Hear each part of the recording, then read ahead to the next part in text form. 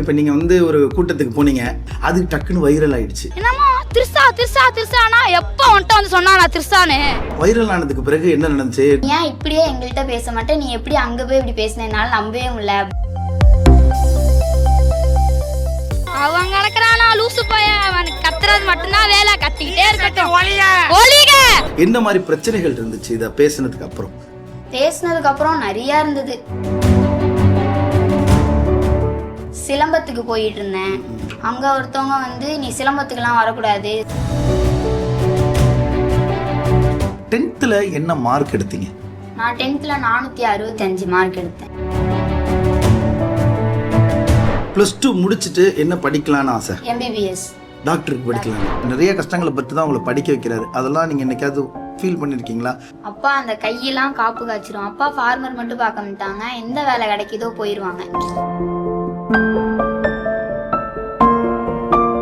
ஆமாம், நான் அன்னைக்கு பேசுனது தவறு தான், சின்ன சின்ன தவறுகள் நான் பண்ணிட்டேன் நீங்கள் நினச்சிங்கன்னா பார்க்குற மக்கள்கிட்ட நீங்கள் என்ன சொல்லணும்னு நினைக்கிறீங்களோ சொல்லிடுங்க. நான் விஜய் அண்ணாவை பார்த்துட்டு உணர்ச்சி வாசத்தில் என்ன பேசணும்னு எனக்கு தெரியல.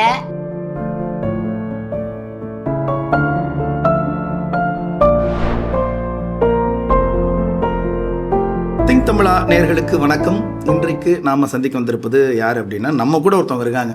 நீங்கள் அவங்கள பார்த்தீங்கன்னா டக்குன்னு ஃப்ரேமில் அவங்கள காப்பிச்சோன்னே உங்களுக்கு தெரியும், ஏய் நீ தானே அப்படின்னு சொல்லிட்டு யோசிப்பீங்க. அப்படி ஒரு அழகான ஒரு சிறுமி தான் ரோஷினி வந்திருக்காங்க. வணக்கம் ரோஷினி. வணக்கம் சார். நல்லா இருக்கீங்களாடா? நல்லா இருக்கீங்க போது உன்னை ரீச் பண்ணுறது எங்களுக்கு எவ்வளோ கஷ்டமாக இருந்துச்சு தெரியுமா? எங்கெங்கேயோ பிடிச்சி அந்த யூடியூப் சேனல்லாம் நம்பரை வாங்கி நம்பரை எடுத்து அந்த நம்பர் போல அப்புறம் இன்னொரு நம்பர் அப்படி இப்படி இப்படி உன்னை ரீச் பண்ணுறதுக்கே எங்களுக்கு பெரிய கஷ்டமாயிடுச்சு. ஏன் நாங்கள் கஷ்டப்பட்டு உன்னை ரீச் பண்ணோம் தெரியுமா? இப்போ நீங்கள் வந்து ஒரு கூட்டத்துக்கு போனீங்க. கூட்டத்துக்கு போகும்பொழுது அது வாசலில் நின்று மைக்கெல்லாம் நீட்டும் பொழுது நிறைய பேசுனீங்க, உங்கள் மனசுல இருந்து சந்தோஷமாக பேசுனீங்க. அது டக்குன்னு வைரல் ஆயிடுச்சு. வைரல் ஆனதுக்கு பிறகு என்ன நடந்துச்சு? டீச்சர்ஸ்லாம் என்ன கேட்டாங்க, ஃப்ரெண்ட்ஸ் எல்லாம் என்ன கேட்டாங்க? டக்குன்னு ஃபேமஸ் ஆயிட்டே அப்படின்னு கேட்டாங்களா? என் ஃப்ரெண்ட்ஸ் வந்து நான் எப்போதுமே இப்படி பேசுற மாதிரி தான் கிளாஸ்லயும் இப்போ இருப்பேன். சரி, கலன்னு பேசிட்டு இப்படி தான் இருப்பேன். நீ நல்லா தான் பேசின, ஆனால் அப்படி பேசிடக்கூடாது, நீ தப்பு. நீ ஏன் இப்படியே எங்கள்கிட்ட பேச மாட்டேன், நீ எப்படி அங்கே போய் இப்படி பேசினால நம்பவே முடியல அப்படின்னு நிறைய பேர் கேட்டாங்க. 12th அக்காலாம் சொன்னாங்க, நீ ஏன் ஃபீல் பண்ணுற, அண்ணாவை பற்றி பேசிட்டு வந்திருக்க, நீ அப்படிலாம் பண்ணக்கூடாது, ஃபீல்லாம் பண்ணாத. ஐயோ நான் மண்டைக்கு ஏறிடுச்சுடா, உள்ள குண்ட கத்துற குத்திக்கிற. அவரு முத்தம் கொடுத்தாரு, நான் விழுந்துட்டேன். நான் விழுந்துட்டேன். உங்களுக்கு விஜய் அண்ணா தான் நீங்கள் அதில் விஜய் அண்ணா பிடிக்கும். ஏன் பிடிக்கும் விஜய் அண்ணாவை? விஜய் அண்ணா நல்லா நடிப்பாங்க. சரி, இப்போ வந்து கட்சிக்கும் வந்திருக்காங்க. சரி சரி, நல்லது செய்வாங்கன்னு நினைக்கிறேன், அதனால பிடிக்கும். என்ன விஜய் அண்ணா படத்துல பிடிச்ச படம் இது உங்களுக்கு? எனக்கு பிகிலு. பிகிலு கப்பு முக்கியம். பிகிலு சூப்பர்ரா சூப்பர். ஏன் ஐயா அந்த படத்தை மட்டும் பர்டிகுலரா பிடிக்கும்? சிங்கப்பெண்ணை அதில் வச்சு பெண்களுக்கு நிறையா சொல்லியிருப்பாங்க. Okay okay okay. சிங்கப்பெண்ணேன்னு சொல்றதுனால அந்த படம் அந்த கனெக்ட். ஓகே, அப்போ தான் ஃபர்ஸ்ட் டைம் பார்க்குறீங்களா? அந்த கூட்டத்தில் தான் நேரடியாக பார்க்குறீங்களா? அதுக்கு முன்னாடியே இது கூட்டத்துக்குலாம் ஃபர்ஸ்ட் டைம் அண்ணாவை அப்போ தான் பார்த்தேன். என்ன மாதிரி பிரச்சனைகள் இருந்துச்சு இதை பேசினதுக்கு அப்புறம்? பேசினதுக்கு அப்புறம் நிறைய இருந்தது. அது என்னென்ன? சிலம்பத்துக்கு போயிட்டு இருந்தேன். அங்க ஒருத்தவங்க வந்து நீ சிலம்பத்துக்குலாம் வரக்கூடாது, சிலம்பத்துக்கு வந்தா அந்த பொண்ணு யாருமே இங்க இருக்கக்கூடாது அப்படிலாம் சொன்னாங்க. அதுக்கப்புறம் எங்க மாஸ்டரே போன் அடிச்சு, நீ இனிமே சிலம்பத்துக்குலாம் வர வேணாமா, நீ வந்தா நிறைய ஸ்டூடெண்ட்ஸ்லாம் பாதியோட நின்றோம், நீ வராதம்மா அப்படின்னாங்க. சரி மேம் நான் வரமாட்டேன் அப்படின்னு சொல்லிட்டேன். என்ன காரணம் சொல்றாங்க? காரணம் வந்து இப்படி பேசுனதுக்கு மட்டும்தான். சரி ஓகே, சரிடா. +2 முடிச்சுட்டு என்ன படிக்கலான்னு ஆசை? MBBS டாக்டருக்கு படிக்கலான்னு. 10th என்ன மார்க் எடுத்தீங்க? நான் 10th 465 மார்க் எடுத்தேன். 465 மார்க், நல்ல மார்க். நல்ல மார்க்கு. இப்போ படிக்கிறது வந்து மேக்ஸ் பயாலஜி குரூப். சரியா? சூப்பர்ரா சூப்பர். டாக்டர் ஆகணுன்றது அவங்க இருக்கும். சரிடா, இப்போ உங்கள் வீடை பொறுத்த வரைக்கும் வீட்டில் அம்மா என்ன பண்ணுறாங்க? அம்மா கால் முடியாது, டைலராக ஒர்க் பண்ணுறாங்க. டெய்லராக ஒர்க் பண்ணுறாங்க. அப்பா? அப்பா ஃபார்மர். அப்பா ஃபார்மர், விவசாயம். அப்பாவுடைய கஷ்டத்தெல்லாம் நீங்கள் என்னைக்காவது பார்த்துருக்கீங்களா? ஒரு விவசாயியா அப்பா வந்து சில நிறைய கஷ்டங்களை பற்றி தான் உங்களை படிக்க வைக்கிறாரு. அதெல்லாம் நீங்கள் என்னைக்காவது ஃபீல் பண்ணியிருக்கீங்களா? அப்பா அந்த கையெல்லாம் காப்பு காய்ச்சிரும். அப்பா ஃபார்மர் மட்டும் பார்க்க மாட்டாங்க, எந்த வேலை கிடைக்குதோ போயிடுவாங்க. விறகு கொத்துறது எல்லா வேலையுமே பார்ப்பாங்க. அப்பெல்லாம் போகும்போது அந்த விறகு கொத்தும் போது கையெல்லாம் காப்பு காய்ச்சிருக்கும். அப்போ வந்து எங்கள்கிட்ட காட்ட மாட்டாங்க, அம்மாட்ட மட்டும் காட்டுவாங்க. அதுக்கப்புறம் அம்மா எங்கள்கிட்ட வந்து சொல்லுவாங்க, அப்பா வந்து எங்கள்கிட்ட எதுவுமே சொல்ல மாட்டாங்க. அம்மா சொல்லுவாங்க, உங்க அப்பா நான் பாரு கையெல்லாம் இப்படி இருக்கு அப்படின்னு சொல்லுவாங்க. அப்பா யோசிச்சிருக்கேன், என்னன்னு யோசிச்சிங்க? நம்ம கவர்மெண்ட் எங்கள் அப்பாவுக்கு நான் எந்த வேலை இருந்தாலும் பரவாயில்ல கவர்மெண்ட் வேலையில் உட்காரணும் அப்படின்ற ஒரே ஆசை மட்டும்தான். அந்த ஆசையை நான் நிறைவேற்றுவேன். இந்த படிப்பு மட்டும்தான் கை காய்ச்சி போன அப்பாவிற்கு நீ திரும்ப செய்ய போகிற பிராயச்சித்தம். நினச்சி பாரு, நீ சம்பாதிக்கிற பெருசாக சம்பாரிச்ச அப்பா ஒரு 5 ஸ்டார் ஹோட்டலில் கூட்டு போய் சாப்பிட வைக்கிறேன்னா எவ்வளோ சந்தோஷம் இருக்கும் உனக்கு. அப்பாவை ஃப்ளைட்டில் கூட்டிகிட்டு போகிறேன்னா, அம்மாவையும் அப்பாவையும் ஃப்ளைட்டில் கூட்டிகிட்டு போகிறேன்னா எவ்வளோ சந்தோஷம் இருக்கும். அவங்க எவ்வளோ பெருமையாக ஃபீல் பண்ணுவாங்க. என் பொண்ணு எங்களை கூட்டு போகிறா, என் பொண்ணு படிச்சிருக்கா, என் பொண்ணு கை நிறைய சம்பாதிக்கிறா, என் பொண்ணு ஒரு கவர்மெண்ட் வேலையில் இருக்கா. அந்த சந்தோஷத்தை நம்ம அப்பா அம்மாவுக்கு கொடுக்கணும். அந்த சந்தோஷத்தை நம்மளுடைய ஆசிரியர்களுக்கு கொடுக்கணும். ஒரு வருஷம் கழிச்சு நான் உங்க ஊர் தேடி வருவேன், தஞ்சாவூர் தேடி வருவேன். நிச்சயமா ஒரு டாக்டர் ரோஷினி அப்படின்னு சொல்லணும்.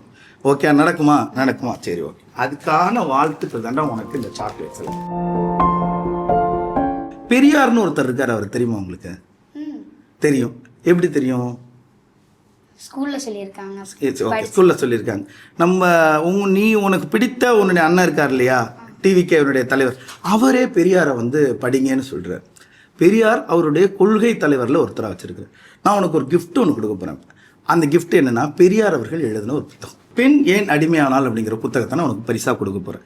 இந்த புத்தகத்தில் என்ன இருக்குன்னா, பெண்கள் ஏன் இன்னும் அடிமையாகவே இருக்காங்க, அவங்க மேலே சுற்றி இருக்கிற சங்கிலி அருகணும்னா அவங்களுக்கு தேவை கல்வி தான் அப்படிங்கிறத பெரியார் சொல்லியிருப்பார். அதைத்தான் நானும் உனக்கு சொல்கிறேன். இப்போலேருந்து 12வது முடிக்கிற வரைக்கும் ரோஷினி அற்புதமாக படிக்கணும். படித்து முடித்ததுக்கு பிறகு உனக்கு ஓட்டு போடுற வயசு வந்ததுக்கு பிறகு நீயே ஒரு கட்சியை தேர்ந்தெடு. அப்போ இருக்கிற தெளிவில் நீ தேர்ந்தெடு, யார் சரியாக இருக்கா, யார் நமக்கு செய்வா அப்படிங்கிறத நீ தேர்ந்தெடு. பெண்களுக்கு கல்வி எவ்வளோ முக்கியமோ அவ்வளோவுக்கு அவ்வளோ அரசியல் புரிதலும் முக்கியம். தமிழ்நாட்டில் அரசாங்க பள்ளிக்கூடங்கள் நல்ல பாடம் நடத்துகிறாங்க.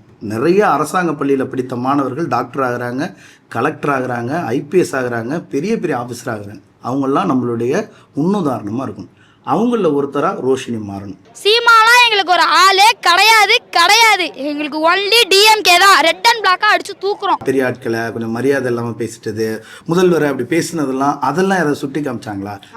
யார் சுட்டி காமிச்சாங்க? எல்லாரும் சுட்டி காட்டினாங்க.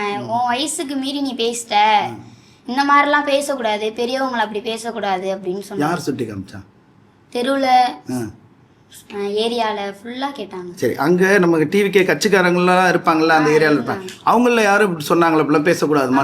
அதெல்லாம் சொல்லல. அவங்க கட்சிக்காரங்க யாரும் சொல்லல. உனக்கு ஏதாவது பிரச்சனை இருந்தால் என்கிட்ட சொல்லுமா அப்படின்னு தான் சொன்னாங்க. டிவிக்கேலாம். ஆனால் அப்பா சொன்னாரா அது மாதிரி கொஞ்சம் பெரியவங்களை அப்படி பேசக்கூடாதுன்னு அப்பா சொன்னாரா? அப்பா சொன்னதை கேட்கணுமா? கேட்கணுமா? நீ அதுக்கு ஆமாலாம் நம்ம பேசிடக்கூடாதுன்னு ஏதாவது வருத்தப்படுறியா ஏதாவது ஒரு விஷயத்துல? பேசுனேன். எனக்கு அண்ணாவை பார்த்தோன்னே என்ன பேசணும்னே தெரியல, சத்தியமா எனக்கு தெரியல. சரி சரி. அதுக்கப்புறம் தான் வீட்டுக்கு வந்து தான் அந்த வீடியோல பாக்குறேன். அதுக்கப்புறம் தான் இவ்வளவு நான் பேசுறேன்னா எனக்கே தெரிஞ்சிருக்கு. ஓகே, உணர்ச்சி வேகத்துல பேசிட்டீங்க. ஆமா, நான் அன்னைக்கு பேசுனது தவறு தான், சின்ன சின்ன தவறுகள் நான் பண்ணிட்டேன் நீங்க நினைச்சீங்கன்னா பார்க்குற மக்கள்கிட்ட நீங்கள் என்ன சொல்லணும்னு நினைக்கிறீங்களோ சொல்லிடுங்க. நான் விஜய் அண்ணாவை பார்த்துட்டு உணர்ச்சி வாசத்தில் என்ன பேசணும்னு எனக்கு தெரியல. நான் பெரியவங்கள அப்படி சொல்லியிருக்க கூடாது, சிஎம் சார் அப்படி சொல்லிடக்கூடாது, சீமான் சார் அப்படி சொல்லியிருக்க கூடாது. தூய்மை பணியாளர்களுக்கு மட்டும் ஒன்று சொல்லணும். சொல்லுங்க. நான் பொதுவாக வந்து சொல்லியிருக்கணும். நான் அவங்கள குறித்து சொன்னது என் மேலே தான் தப்பு. சொல்லப்போனால் எங்கள் பெரியம்மாவும் அந்த வேலை தான் பார்க்குறாங்க. எனக்கு வயசுக்கு மீறினவங்கள நான் அப்படி மரியாதை இல்லாமல் சொல்லியிருக்க கூடாது. எல்லாரையும் என்னை மன்னிச்சிருங்க. நான் தப்பாக பேசிட்டேன், எனக்கு இப்போ புரியுது. இல்லைடா, நீ சொல்லிட்டு இல்லை, இப்போ சொல்லிட்டு இல்லை, நீ மனசுலேருந்து சொல்கிறேன், என்னால் அதை புரிஞ்சுக்க முடியும், பக்கத்துலேருந்து பார்க்கும்போது புரிஞ்சுக்க முடியும். ரோஷினியை பொறுத்த வரைக்கும் மருத்துவர் ஆகணும் அப்படிங்கிற கனவில் இருக்கிற ஒரு குழந்தை. இப்போ 11வது, இன்னும் அடுத்த வருஷம் +2 முடித்து நல்ல மார்க் எடுத்து நான் நீட்டை பாஸ் பண்ணி எப்படியும் டாக்டர் ஆகிடுவேன்ற ஒரு லட்சியத்தில் இருக்கிற ஒரு குழந்தை. அன்னைக்கு அந்த மீட்டிங்கில் பேசுனது வந்து அவள் வாழ்க்கையில் ஒரு சின்ன அதிர்வை ஏற்படுத்தியிருக்கு அப்படிங்கிறதுலாம் மாற்று கருத்தே கிடையாது. அந்த அதிர்வு இனிவரும் நாட்களில் அவளுடைய கல்வியை எந்த விதத்துலையும் பாதித்திடாதவண்ணம் அவங்க குடும்பமும் சரி இந்த சமூகமும் சரி பொறுப்புணர்ச்சியோடு இருக்கும். ரோஷினி அன்னைக்கு பேசினதுக்கான வருத்தத்தை இங்கே தெரிவிச்சிட்டான். ஓகேடா, இனிமே இந்த விஷயம் சார்ந்து யார் பேசினாலும் அதை பற்றி என்கிட்ட பேசாதீங்க, நான் படிக்கணும் அப்படின்னு நீ தைரியமாக சொல்லிட்டு படிப்பில் மட்டும் கவனம் செலுத்துகிறேன். இப்போ இருக்கிற அரசியல் சூழல் எப்படின்னா 2 கட்சிகளை அடிச்சுக்கிற மாதிரி இருக்கும். அவங்களுக்குள்ள பயங்கர எதிரிகள் மாதிரிலாம் இருப்பாங்க, போவாங்க. அதெல்லாம் தாண்டி அவங்களுக்குள்ள நட்பு இருக்கும். அவங்களே சந்திச்சுக்கிட்டாங்கன்னா கூட 2 தலைவர்கள் சந்திச்சுட்டாங்கன்னா கூட சந்தோஷமாக பேசிப்பாங்க. அடிமட்டத்தில் இருக்கிற தொண்டர்களுக்குள்ள தான் பிரச்சனை இருக்குது அப்படிங்கிறதுனால அதெல்லாம் மறந்துட்டு நாம் நம்மளுடைய கல்விக்கான முன்னுரிமையை கொடுக்கணும். படித்து ஒரு பெரிய மருத்துவராகி இந்த சமூகத்திற்கு ஒரு எடுத்துக்காட்டான ஒரு பொண்ணா ரோஷினி வரணும் அப்படிங்கிற பெரு நம்பிக்கையோட இந்த நிகழ்ச்சியை முடிக்கிறேன். வருவில்லை, டாக்டர் ஆயிடுவில்லை. ஓகே, திங்க் தமிழா நேயர்கள் அனைவருக்கும் நன்றி.